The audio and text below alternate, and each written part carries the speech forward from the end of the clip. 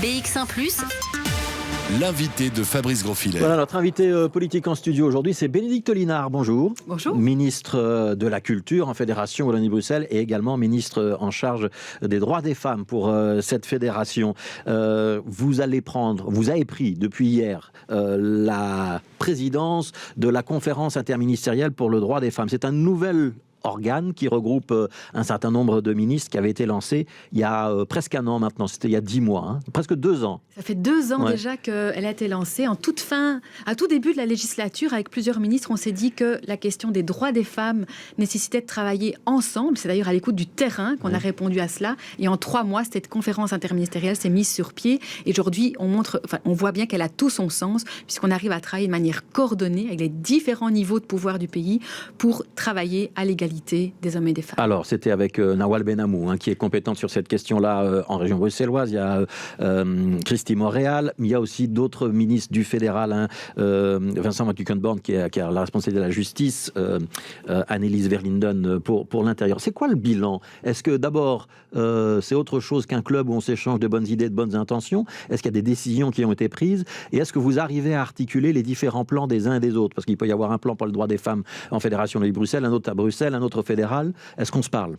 Outre les plans, on est vraiment dans l'action concrète. Si je prends un exemple sur la question des violences qui a été à l'ordre du jour ici sous ces derniers mois, eh bien, chaque niveau de pouvoir met en place des actions concrètes. Par exemple, Sarah Schlitz était en train de travailler sur la réforme du code pénal en matière de consentement. Du côté de la Fédération Wallonie-Bruxelles, on lance dans quelques jours une sensibilisation et de l'information sur la question de l'accompagnement des femmes qui auraient subi des violences conjugales ou sexuelles, avec l'aide des régions qui ont, par exemple, des compétences en matière de transport. Donc la publicité pour ces mesures va se faire aussi grâce aux régions. Et donc c'est parce qu'on travaille ensemble que ça devient concret. Et on travaille tant sur l'accompagnement, par exemple, des violences, c'était un des sujets, que sur d'autres sujets, par exemple la représentation que l'on peut avoir des femmes dans notre société et qui est à l'origine aussi potentiellement de différentes violences. Ouais. Quand on parle de violences faites aux femmes, on a tous en mémoire, et on va y revenir sans doute, ce qui se passe avec les bars bruxellois, Balance ton bar.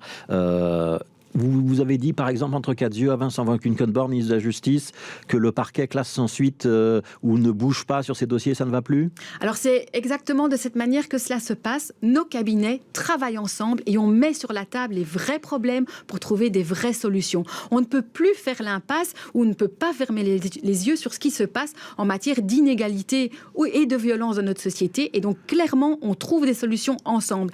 Ça prend du temps pour certains aspects, mais si on commence pas à un moment donné, ça n'avancera jamais. Et aujourd'hui, des actions concrètes sont sur la table parce que clairement, il y a des inégalités dans notre société. Est-ce que Vincent Van Quickenborne vous a promis de prendre ce dossier-là sérieusement en main et de demander aux procureurs généraux d'être un petit peu plus actifs sur cette question? Alors, sur différents aspects, les différents ministres prennent leurs responsabilités. Je ne vais pas parler de manière précise sur un sujet, mais c'est comme ça qu'on travaille. Et c'est aussi avec la police, par exemple. Et donc, vraiment, c'est de cette manière qu'on va être les plus efficaces et c'est de cette manière qu'on montre qu'on est plus efficace et c'était urgent pour toutes ces femmes. Alors, il y aura une manifestation vendredi à Bruxelles sur cette question-là des violences faites notamment dans les bars ou les boîtes de nuit. Vous y participerez ou pas?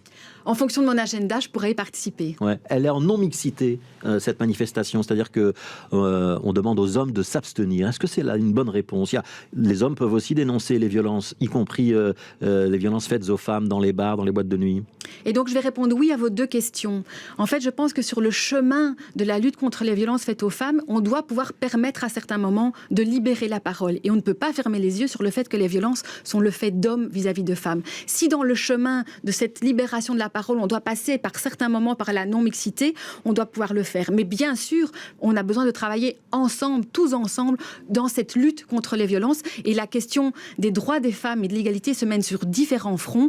Et donc, oui, on doit employer tout ce qui est tout ce qui est dans nos mains pour pouvoir arriver à l'objectif, c'est-à-dire avoir une société égalitaire où les femmes se sentent aussi en sécurité. Donc vous serez peut-être à la manifestation de vendredi soir. Je voudrais qu'on s'arrête quand même sur vos compétences à vous, donc à la Fédération Wallonie-Bruxelles.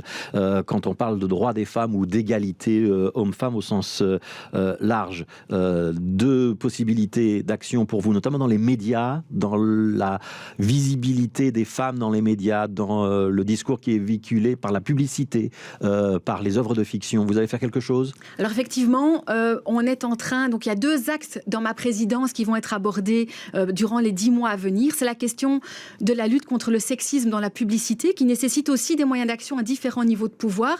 Travailler sur l'image que les femmes ont dans la publicité, c'est aussi, à un moment donné, travailler l'image que les femmes ont d'elles-mêmes, mais aussi ce que les hommes peuvent avoir comme image. Vous pouvez faire comment, Bénédicte Linard ? Est-ce que vous allez dire aux agences de pub, non, ça, vous n'avez pas le droit de faire ? Alors, on travaille toujours en concertation avec les acteurs de terrain, mais il y a des codes de conduite possibles. Il y a déjà des textes qui sont passés. Le décret des services de médias audiovisuels ont pris des mesures déjà sur la question de pub qui ne peuvent plus mener à des discriminations ou mettre en avant des discriminations. Donc, des outils existent. Maintenant, il faut mettre en œuvre cela, et ça se fera avec les partenaires. Et d'ailleurs, le monde de la publicité est bien ouvert aussi à pouvoir avancer sur cette question. Même si parfois les publicités, elles sont à l'origine des campagnes internationales et qu'elles sont diffusées un petit peu partout dans le monde. Oui, mais le travail doit pouvoir se mener. Et que le téléspectateur chez nous, il va aussi beaucoup voir les publicités sur TF1 ou d'autres chaînes françaises. Ce n'est pas grave. Si on attend que quelqu'un bouge et qu'on ne prend pas la main, il n'y a rien qui se passe. Et donc, on est prêt en Fédération en ligne Bruxelles à prendre la main, et en Belgique francophone, et en Belgique aussi. Et vous avez évoqué les médias. Oui, dans les médias, il y a aussi du travail qui est en train d'être mené. D'ailleurs,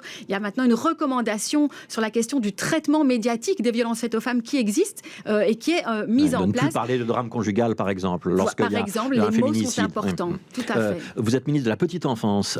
Ça passe aussi par là ? Alors, il y a une partie, oui, bien sûr. Alors, c'est une deuxième thématique, c'est le deuxième axe sur lequel je voudrais qu'on travaille. C'est la question du soutien aux familles monoparentales. Elle représente aujourd'hui... Donc, c'est très souvent des femmes seules, les familles monoparentales. Alors, c'est 500 000 ménages plus ou moins, dont 83% plus ou moins sont des femmes. Et ça veut dire qu'il y a nécessité de pouvoir soutenir ces familles aujourd'hui, de mener des politiques qui ont du sens. En matière de petite enfance, à un moment donné, il doit pouvoir peut-être y avoir des facilités qui sont mises en place pour ces femmes ou pour ces familles monoparentales au sens large, en termes d'accueil d'enfants, en termes de services d'accueil d'enfants malades, par exemple. On doit pouvoir aujourd'hui, en 2021, répondre en fait à une réalité qui est bien présente. Des facilités, ça veut dire quoi ? Ça veut dire qu'on va les autoriser à avoir des horaires différents pour déposer ou reprendre son enfant à la crèche ? Vous dites les enfants malades, on va les mettre des enfants malades avec des enfants non malades ? Non, c'est les services d'accueil d'enfants malades. On peut décider dans les politiques qu'on mène que certains publics doivent être mis en priorité ou pas, ça existe déjà sur les revenus, par exemple. Et donc, on pourrait considérer que les familles parentales, et je pense que ce serait légitime, et aussi, à certains moments, des facilités, parce que ces familles, et particulièrement ces femmes, vivent une pression maximale à toute heure de la journée. Et donc, les fins de mois sont difficiles, même quand on travaille, et donc on doit s'emparer de cette question, et c'est ce qu'on va faire dans les mois qui viennent. Alors, vous êtes ministre des Droits des Femmes, vous êtes également ministre de la Culture, on vous connaît d'ailleurs plutôt comme ministre de la Culture. Comment se porte le secteur de la culture maintenant qu'on applique depuis plusieurs semaines le Covid Safety Kit ? On a vu beaucoup de restaurateurs dans l'Horeca, de clubs de sport ou de salles de sport se plaindre de ce Covid Safety Kit et dire que ça pesait sur leur organisation, c'était des coûts supplémentaires et que ça pesait sur leurs revenus parce qu'ils avaient moins de fréquentation qu'avant. Est-ce que c'est le cas dans la culture aussi ?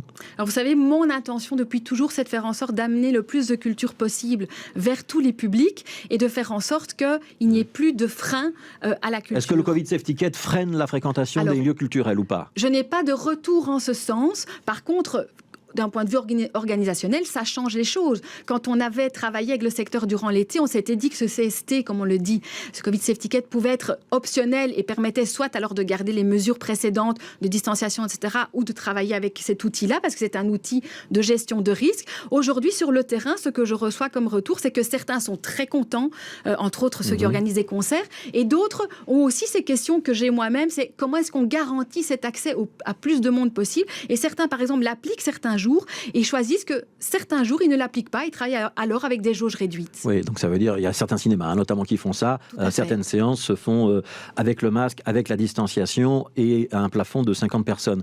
On n'aurait pas dû laisser le choix complètement au secteur ? Donc c'est ce que je disais juste ici précédemment. C'était l'idée que j'avais aussi et qu'on avait défendue cet été. Et donc ça n'a pas été retenu. Mais voilà. C'est possible pour un administrateur d'une salle culturelle de choisir cette voie-là ? Bien sûr. Ouais. Sur le futur, on sait que l'épidémie est en train de remonter. On ne va pas devoir, malgré tout, avoir le masque et les distanciations en plus du Covid Safety Kit dans les lieux culturels. C'est quelque chose que vous pouvez redouter ou pas ? Plein de questions se posent aujourd'hui. Ce qui est important d'abord, c'est de ne plus fermer le secteur culturel et on n'en est pas là du tout. Après, la gestion de la crise, c'est aussi du bon sens. C'est du bon sens à un moment donné de se dire que la vaccination, c'est notre meilleur outil. Est-ce que ce serait du bon sens d'aller au cinéma et de garder son masque, même s'il y a un Covid Safety Kit ?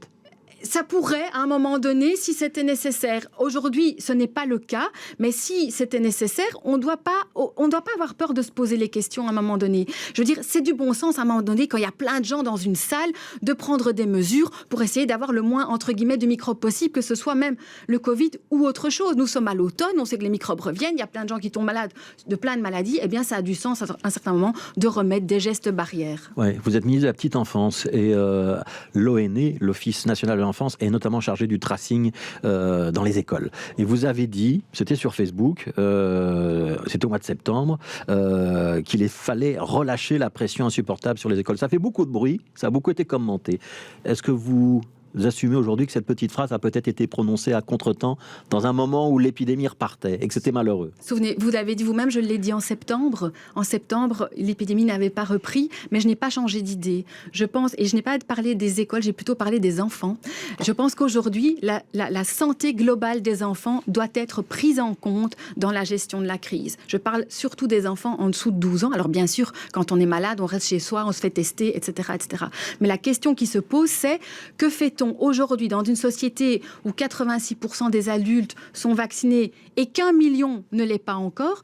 Que fait-on alors qu'on sait que notre objectif était de protéger les plus fragiles et de ne pas surcharger les hôpitaux? Que fait-on des impacts de cette gestion de crise? Ça a été interprété, c'est important, sur le développement, sur la santé mentale, sur les apprentissages, il y a des impacts. Les professionnels qui encadrent les enfants et les professionnels de santé qui touchent aux enfants nous alertent là-dessus. Donc on doit poser la question. Oui, ça a été interprété comme finalement le tracing dans les écoles c'est pas si important, finalement les contaminations dans les écoles c'est pas si important, et puis vous avez un petit peu enfoncé le clou dans une interview au soir où vous avez laissé entendre que la vaccination des ados à Bruxelles c'était pas non plus si important.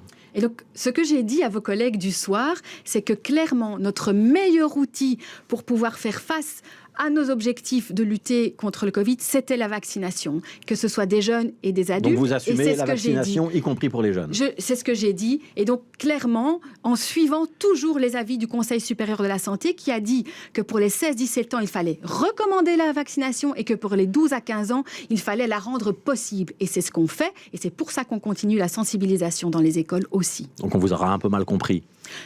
On fait dire parfois des choses qui sont incomplètes. Merci beaucoup Bénédicte Lidard, ministre de la Culture, de la Petite Enfance et aussi donc du droit des femmes et qui prend donc la présidence de cette conférence interministérielle sur le droit des femmes dont on a parlé en début d'interview. Merci d'avoir été avec nous. Merci.